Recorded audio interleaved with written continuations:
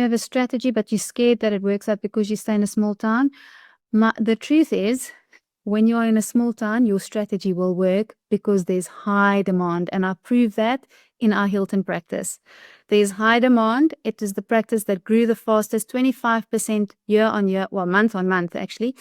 And so I know for a fact, if we implement the right strategies in a small town, you will have business. Most of you said you don't have a strategy. Well, I hope that you will do the homework this week so that we can build on your strategy going forward. So we want a vision, we want a mission, we want to understand the objectives. So what are we aiming to achieve so that we can then create a strategy? So go and look at your 4 things, what you're good at, what you love doing, what people will pay for, and what you can charge money for. Go look at those things and create a vision from there. Create a mission from there, and then go, okay, over the next 6 weeks, these are my objectives. I want to, it may be, increase my revenue, figure out my numbers, implement my strategy, be clear on my strategy. Whatever your objectives are, I want you to write that down. Then we're going to work out a strategy on that, and then our methodology on how we are going to execute it. And then I will provide you with the tactics. This week, we are going to do this, next week, this, next week, this. So how do you determine your vision? Again, you guys are getting these PowerPoint slides tonight after our training. So you can go to this PowerPoint slide here, and you can go and look at what is your ultimate goal in your aesthetic practice. What is it that you want to achieve?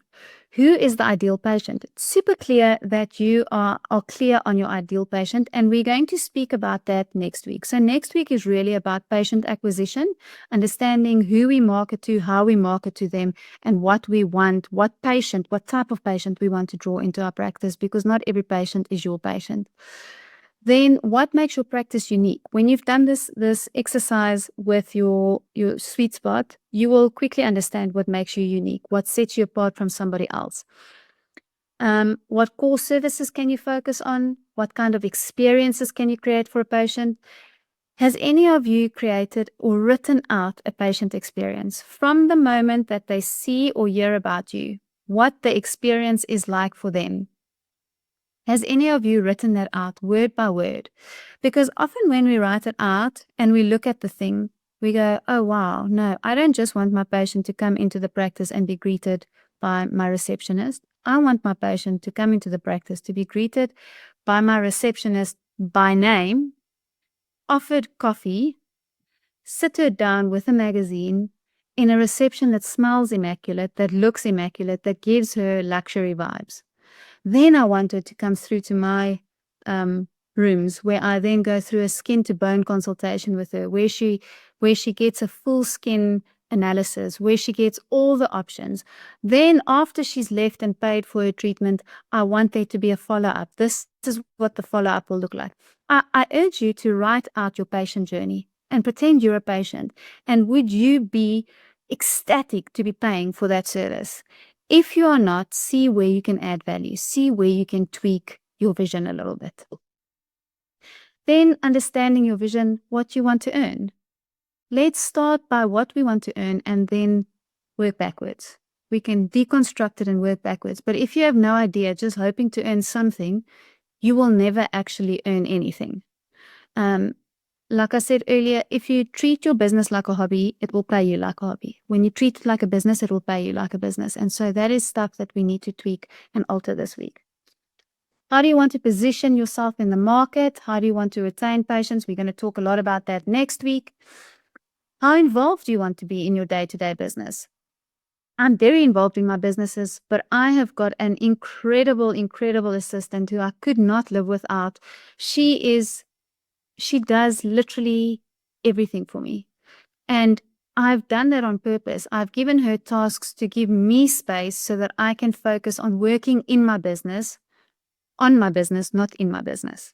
So while I am not working on patients, I'm working on the business, coming up with strategy, looking at numbers, seeing what needs to be tweaked, seeing what needs to be implemented, seeing what we can do next as a high income task versus doing all the things. So she does all the things. And then a last question that's often left out is, what does faith, purpose, and personal fulfillment, what role does that play in your life or in your vision for your business? For me, it was always important that those things come together.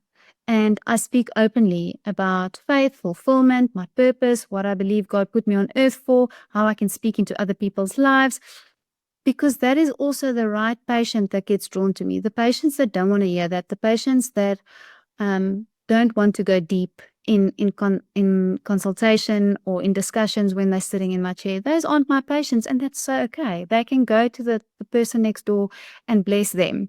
So be clear on these things and then create a vision for yourself that is a little bit scary, but not too scary, but also not comfortable. Because in our comfort zone, we will never grow. In our comfort zone, we will always play small. And playing small comes at a huge price. I would hate to look back at the end of my life and wonder what my life could have been if I didn't play small. There's this beautiful quote from Norman Cousins, and it says, "The tragedy of life is not death. The tragedy of life is dreams that died within us." And that to me is, again, it's just testament to the fact that we are in control of the life that we want to live, the business that we want to run, and it's up to us to create it. Nobody's coming to save us, but the easiest way to create it is to have a strong vision and tie to that strong vision a very clear strategy.